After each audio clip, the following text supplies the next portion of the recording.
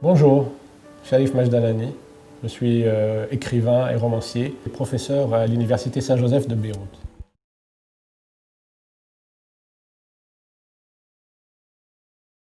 Sharif Majdalani est un écrivain franco-libanais né à Beyrouth en 1960 dans une vieille famille orthodoxe. Il a fait toute sa scolarité au lycée français de Beyrouth entre 1964 et 1979. Il a 15 ans quand se déclenche la guerre civile.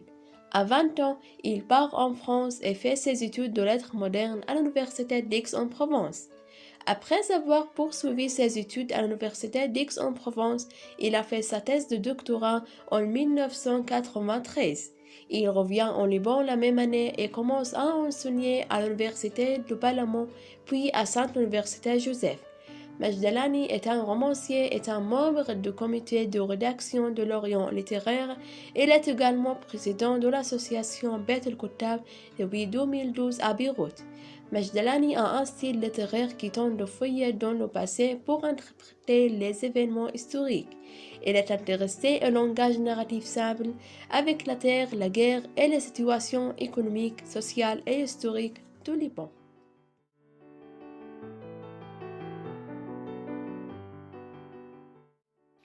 Histoire de la Grande Maison. Dans l'histoire de la Grande Maison, Majdalani se cache derrière le narrateur, anonyme et discret qui se veut archéologue de sa famille. Avec beaucoup d'affection, on suit sa quête de détective à travers des lettres et des photos qu'il donne à voir par sa voix. Les maisons arabes sont conservées dans leur intégralité. C'est au lecteur, non infantilisé, de comprendre leur sens par le contexte.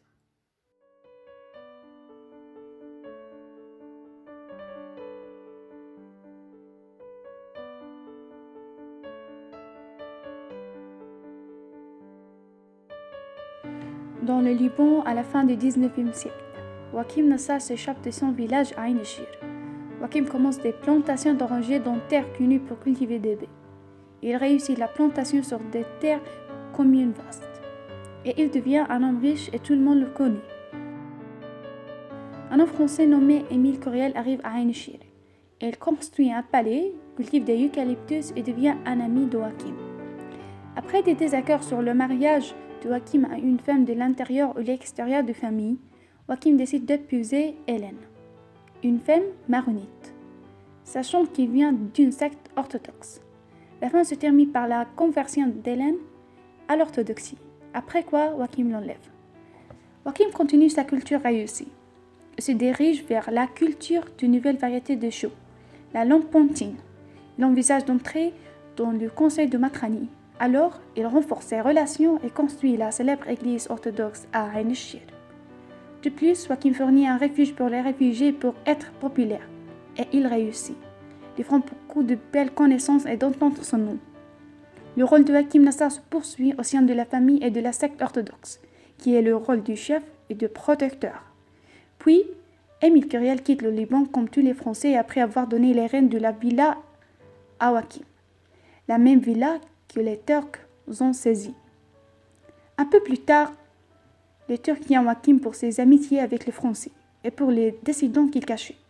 En conséquence de tout cela, il est en exil avec sa famille en Anatolie.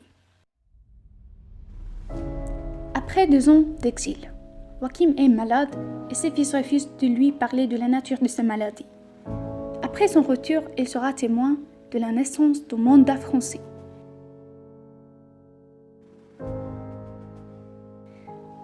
Wakim meurt, et 4 ans après sa mort, ses enfants héritent de ce qu'on appelait le leadership du village, à savoir son fils Elias. Mais ce pouvoir n'a pas duré, les enfants divisés. Farid, un des fils, a commencé à commettre des actes périls, et son cousin Joubran tente de se venger de la famille et de la démontrer. Joubran réussit à le faire. Il menace la mère de son fils, Farid, d'emprisonnement s'il ne rembourse pas ses dettes. Donc, Hélène est obligée de donner à Joubran la moitié de la superficie d'olivier.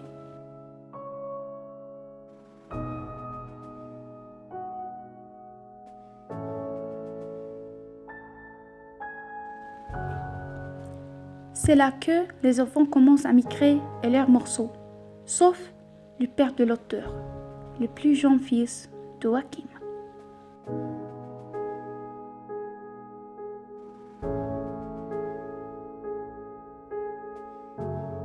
Ce texte de Majdelani relie deux éléments importants du pays, l'histoire et la géographie. Cette grande maison emporte toujours vers réunit toutes les confessions, toutes les religions et toutes les composantes de la société libanaise. Donc, cette maison devint comme un grand monde. L'histoire des Nassar est bien l'histoire d'un Liban à la mémoire courte, d'une même famille qui s'entretue pour gagner un peu plus de zaïma, d'un peuple qui va à l'encontre de ses voisins, qui réussit et qui finalement fait les frais des tractations extérieures que l'on contracte sur son dos, qui tel l'aigle phénix trouve toujours le moyen magique de mourir et de renaître de ses cendres. Le roman s'est concentré sur la dénomination des classes de la société, telles que les agriculteurs, ouvriers et la bourgeoisie. Cela a été démontré en se concentrant sur la tenue vestimentaire des personnages, car le fermier porte le serwal et le combat, et le riche, c'est-à-dire le bourgeois, porte une cravate lavellière et tient le bâton à la main.